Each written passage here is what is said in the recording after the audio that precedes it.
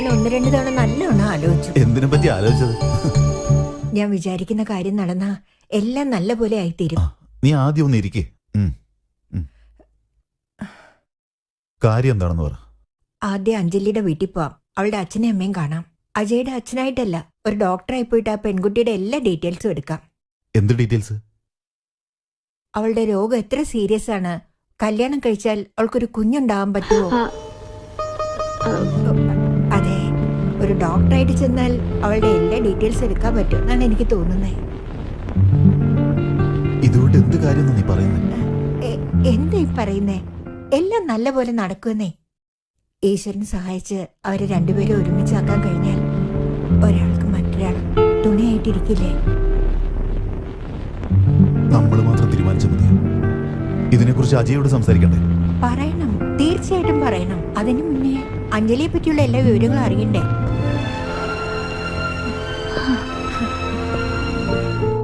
ഇതെങ്ങനെ നടക്കുമെന്ന് എനിക്കറിയില്ല.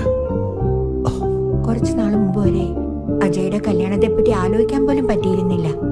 എന്നാ ഇപ്പോ നടക്കും, തീർച്ചയായിട്ടും നടക്കും. നിങ്ങൾ പോയി അഞ്ജലിയുടെ അച്ഛനമ്മയോട് സംസാരിച്ചിട്ട് വരും. എന്താ നിങ്ങൾ പറയുന്നത്? നിങ്ങളുടെ മോൾക്ക് ഇങ്ങനെ ഒരു രോഗമുണ്ടെന്നറിഞ്ഞാൽ ആസ് എ ഡോക്ടർ നിങ്ങളെ സഹായിക്കാന്ന് വെച്ചിട്ടാണ് ഞാൻ മെഡിക്കൽ റിപ്പോർട്ട് ചോദിച്ചത്. ഇത് കൊള്ളാലോ. എന്റെ മോളുടെ അസുഖത്തെ പറ്റി എനിക്ക് അറിയാതിരിക്കോ? എല്ലാം അറിഞ്ഞിട്ട് തന്നെ ഞാൻ ഇങ്ങോട്ട് വന്നത്. എന്ത് വിഷയം അറിഞ്ഞെന്നാ? ഇവിടെ എന്ത് കാര്യത്തെ കുറിച്ചാ സംസാരിച്ചോണ്ടിരിക്കുന്നത്? ഇതാണ് അഞ്ജലിയുടെ അച്ഛൻ. Hello. Hello, I am doctor Chandrashekhar. I see. Please be seated.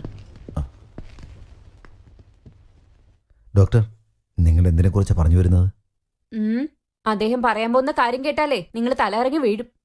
ഇവിടെ നോക്ക് ഡോക്ടർ, അഞ്ജലി എന്റെ മോള്. അവളുടെ ഹെൽത്തിനെ പറ്റി എനിക്ക് നന്നായിട്ട് അറിയാം. അവക്ക് ഇതുവരെ യാതൊരുവിധ അസുഖവും ഇല്ല. She's perfectly healthy. ഇവിടെ എന്തൊക്കെയാ നടക്കുന്നത് എന്നോടൊന്ന് പറഞ്ഞാൽ കൊള്ളായിരുന്നു. വേറെന്താ? നിങ്ങളുടെ മോള് കോളേജിൽ ഏതെങ്കിലും വിഷയത്തിൽ തോറ്റിട്ടുണ്ടോ? ഇല്ലെങ്കിൽ ക്ലാസ് കട്ട് ചെയ്ത് അറ്റൻഡൻസ് വാങ്ങാൻ വേണ്ടി എനിക്ക് വയ്യ, ഞാൻ ചത്തുപോകും, എനിക്ക് ബ്രെയിൻ ട്യൂമർ, അങ്ങനെ എന്തെങ്കിലും നുണ പറഞ്ഞ് പറ്റിച്ചിട്ടുണ്ടാവും. എന്ത്? അഞ്ജലിക്ക് ബ്രെയിൻ ട്യൂമറാണ് അവൾ കള്ളം പറഞ്ഞു? നിങ്ങളോട് രണ്ടുപേരോട് ഞാൻ പല പ്രാവശ്യം പറഞ്ഞിട്ടുള്ളതാ. നിങ്ങളും നിങ്ങളുടെ മോളും രണ്ടുപേരും കണക്കാ. അറിയാവുന്നവരോടും അറിയാത്തവരോടും ഇങ്ങനെ നുണയൊക്കെ പറഞ്ഞ് ഡ്രാമ ചെയ്യുന്നതിനോട് എനിക്കൊട്ടും താല്പര്യമില്ല. ഇപ്പൊ എന്തു പറ്റിയെന്ന് കണ്ടില്ലേ? പാവം ഡോക്ടർ. അഞ്ജലി പറയുന്നൊക്കെ കേട്ട് വിശ്വസിച്ചിട്ട് അവളെ സഹായിക്കാൻ വേണ്ടി ഇങ്ങോട്ടേക്ക് വീടും തേടി വന്നിരിക്കുക. ഇവരോട് ഞാൻ എന്താ പറയണ്ടേ?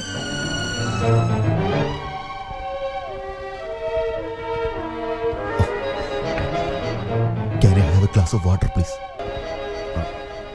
പോയി എടുത്തിട്ട് വാ.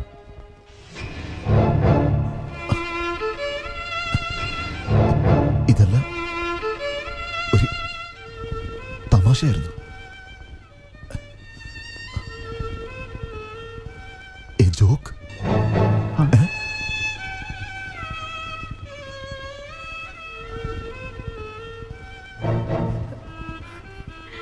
ഇത്രയും വലിയ വിഷയത്തെ ഒരു ജോക്കായിട്ട് കണ്ടവളെ എനിക്ക് മനസ്സിലാവുന്നില്ല. അവൾ എന്തിനെങ്കിലും ചെയ്തു, എന്തിനെങ്കിലും ചെയ്തു. നീ ടെൻഷൻ അടിക്കാതെ രാജി. അവള് കൊച്ചുകുട്ടിയല്ലേ, എന്തോ തമാശക്ക് വേണ്ടി ചെയ്തതാ. എന്റെ മകന്റെ ജീവിതം അവൾക്ക് തമാശയോ? അവൾ എന്താ വിചാരിച്ചേക്കുന്നേ? രാജി, നമ്മുടെ മോന്റെ അവസ്ഥ അറിയാണ്ട് അവള് ചെയ്തു പോയതല്ലേ. അറിഞ്ഞിരുന്നെങ്കിൽ അവൾ അങ്ങനെ ചെയ്യില്ലായിരുന്നു. ഞാൻ അവളുടെ അമ്മയും അച്ഛനെയും കണ്ട് സംസാരിച്ചുകൊണ്ടായി പറയുന്നത്. എന്താ നിങ്ങൾ ഈ പറയുന്നേ? നിങ്ങൾ എന്താ അവരുടെ ഭാഗത്ത്? ഞാൻ അവരുടെ ഭാഗത്ത് നിന്ന് പറയുന്നല്ല. Please try to understand me. അവര് വളരെ നല്ലവരാണ്. ഓഹോ, നല്ല കുടുംബത്തിൽ പറഞ്ഞ പിന്നെ ഇങ്ങനാണോ ചെയ്യുന്നേ? എന്റെ മോന്റെ മനസ്സിനെ സ്നേഹിക്കുന്നതായിട്ട് അഭിനയിച്ചിട്ട് അവന്റെ ജീവിതം എടുത്ത് കളിപ്പത്താക്കുക അവള്. നിങ്ങൾ നോക്കിക്കോ, അവളെ ഒരു പാഠം പഠിപ്പിക്കാതെ വിടില്ല ഞാൻ. രാജി, പ്ലീസ് കൺട്രോൾ യുവർ സെൽഫ്. എങ്ങനെ എങ്ങനെ എന്നെ കൊണ്ട് പറ്റും? ഇനി 5-6 മാസമേ ഉള്ളൂ. എന്റെ മോൻ മരിക്കുമെന്നോർത്ത് ഞാൻ ഓരോ നിമിഷവും മരിച്ചോണ്ടിരിക്കുക. അവന്റെ ജീവിതം അവൾക്കൊരു ജോക്കാണത്രേ. രാജി, പ്ലീസ് ഫോർ ഹെവൻസ് സേക്ക് അഞ്ജലിയെ കുറിച്ച് മറന്നേക്ക്. നമ്മുടെ മോനെ കുറിച്ച് ആലോചിക്കാം. അതാലോചിച്ച് എന്റെ തല പൊട്ടിത്തെറിക്കുന്ന പോലെ തോന്നാ. അതെ, അവളെ പറ്റിയുള്ള സത്യങ്ങളെല്ലാം അറിഞ്ഞ അവന്റെ അവസ്ഥ എന്താവും?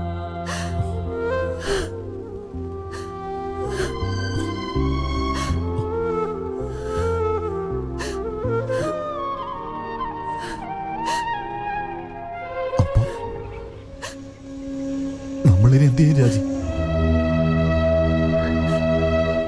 ഓ ഗോഡ്, ഒന്ന് പറയൂ. ഞാനിപ്പോ എന്താ ചെയ്യണ്ടേ? ആ ഡോക്ടറിന് നമ്മുടെ ഡ്രാമയെ പറ്റി എങ്ങനെയാ അറിഞ്ഞേ? അത് പോട്ടെ, ഞാനിപ്പോ എന്താ ചെയ്യാ? അജയോടിപ്പോ ഞാൻ എന്താ പറയാ? എന്തെങ്കിലും ഒരു നുണ പറഞ്ഞാ പോരെ അവനോട്? ഒരു കള്ളം പറഞ്ഞിട്ട് എന്നെ ആവശ്യമില്ലാത്ത പ്രശ്നങ്ങളാ. ആ കള്ളം മറയ്ക്കാൻ വേണ്ടി ഇനിയും കള്ളങ്ങളാ. ഓ എനിക്ക് വയ്യ. I am so confused. എനിക്ക് എന്തെങ്കിലും ഒരു വഴി കിട്ടില്ല. കിട്ടും. അജിയോട് വേറൊന്നും പറയാതെ സത്യം പറ. അപ്പൊ അഞ്ജലി മരിച്ചു പോയാ? അപ്പൊ സത്യം പറയണ്ട, അഞ്ജലി എനിക്ക് വേണം. പോടി. എക്സ്ക്യൂസ് മീ, ഇതിൽ അഞ്ജലി ആരാ? ഞാനാണല്ലോ അഞ്ജലി.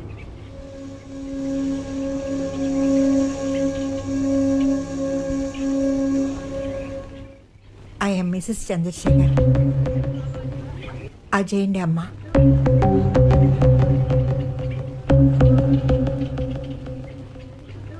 നിന്നോടൊന്ന് സംസാരിക്കാനുണ്ട്. ഇനിയിപ്പോ എന്ത് ചെയ്യും? എന്നെ രക്ഷിക്കണം. ബൈ അഞ്ജലി.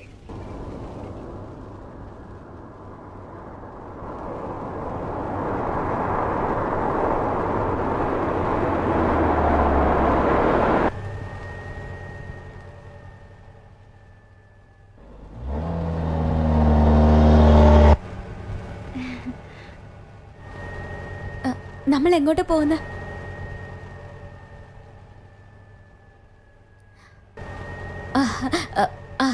അമ്മ എപ്പോഴും ഇങ്ങനെ വേഗത്തിലെ വണ്ടി ഓടിക്കുള്ളോ?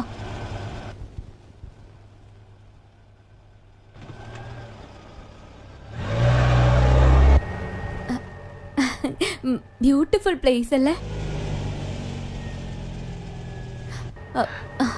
പക്ഷെ നല്ല അപകടം പിടിച്ച വഴിയാ.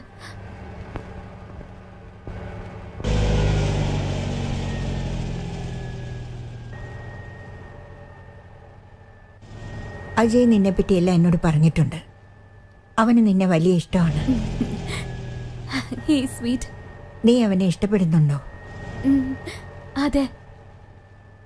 സത്യമായിട്ടും ഇഷ്ടപ്പെടുന്നുണ്ടോ? Yes anti. ഇപ്പൊ നിന്റെ ഹെൽത്ത് എങ്ങനെയുണ്ട്? അത് ആന്റി, എന്റെ ഹെൽത്ത് അത് പിന്നെ അത്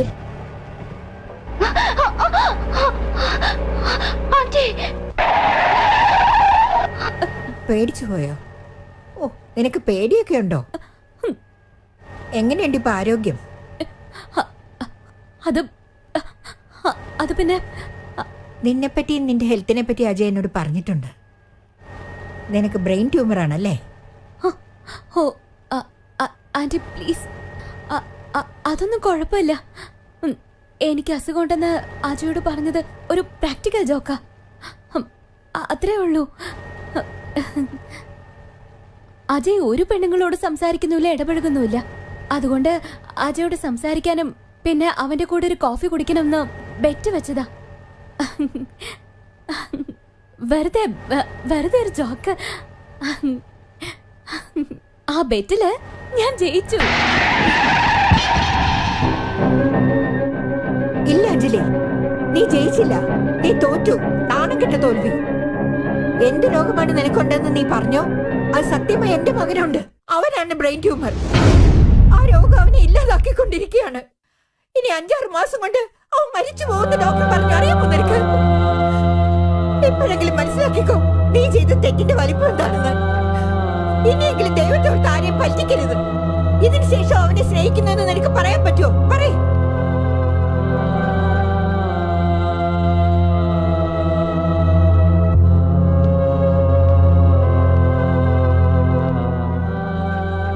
ഏയ് അഞ്ജലി, ചൂടായിട്ട് കോഫി കുടിച്ചിട്ട് പോടി. ഇവക്കിതെന്താ പറ്റി? അതാ എനിക്ക് മനസ്സിലാവാതെ.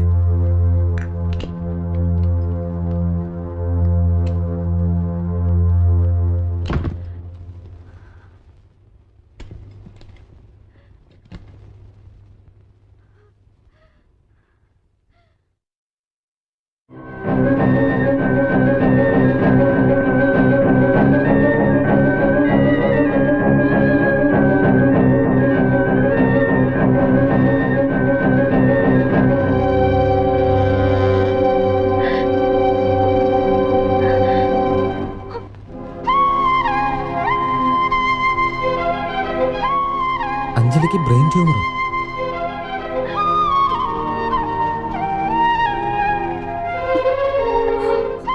ബ്രെയിൻ ട്യൂമർ പേഷ്യന്റ് എങ്ങനെ ആയിരിക്കേണ്ടത്? നിനക്ക് ദൈവത്തോട് ദേഷ്യം തോന്നുന്നു.